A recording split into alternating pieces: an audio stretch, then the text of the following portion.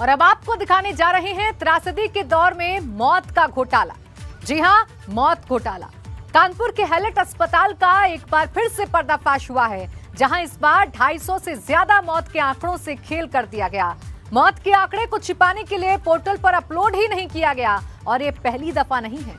इससे पहले भी 160 मौत के आंकड़ों को इसी हैलेट अस्पताल ने छिपाया था।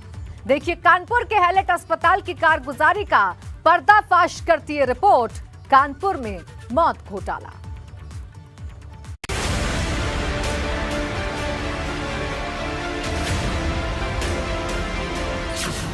हैलेट अस्पताल की फिर खुली पोल, मौत के आंकड़ों में कर दिया खेल, दस्तावेज दे रहे आंकड़ेबाजी की गवाही।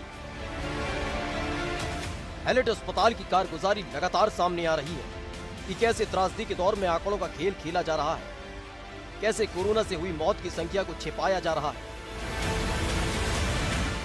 इस बार मामला 250 से ज्यादा मौत के आंकड़ों से खेल का सामने आया। कानपुर मेडिकल कॉलेज से संबद्ध हैलेट अस्पताल की कारगुजारियां कम होने का नाम नहीं ले रही हैं।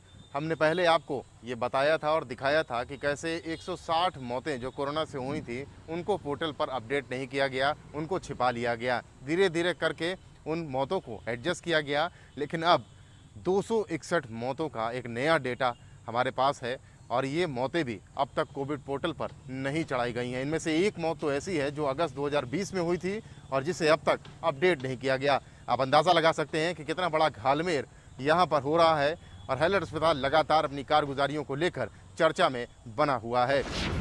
जो दस्तावेज एबीपी गंगा के हाथ लगे हैं, उसमें मौतों का जो नया आंकड़ा सामने आया वो वाकई चौंकाने वाला है। उसके मुताबिक 261 मरीजों की मौतों को अब तक पोर्टल में अपडेट नहीं किया गया है।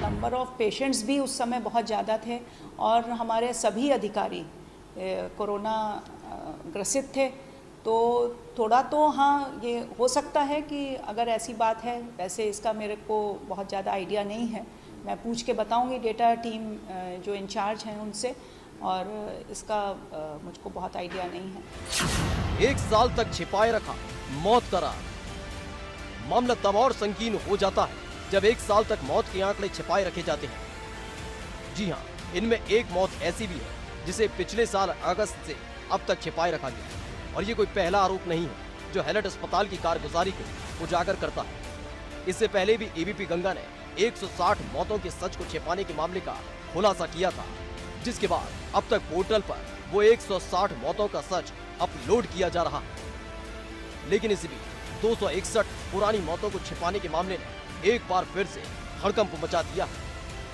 पोर्टल पे चढ़ाने का कार्य जो डेटा मैनेजर होता है उसका होता है, तो और यहाँ से उस समय क्योंकि इतना नंबर ऑफ पेशेंट्स इतने ज़्यादा थे, एक एक बेड पे 3-3 पेशेंट थे, तो हो सकता है कहीं पे कोई चीज़ मिस हुई हो, क्योंकि हम लोग पहले पेशेंट को देखें क्या, या जो टेक्नीशियन कर रहा है एंटीजन मान लीजिए किया उसने उसको उस पर चढ़ाया, लेकिन हाँ हो सकता है कि वो पोर्टल पे जाके अपलोड ना कर पाया हो।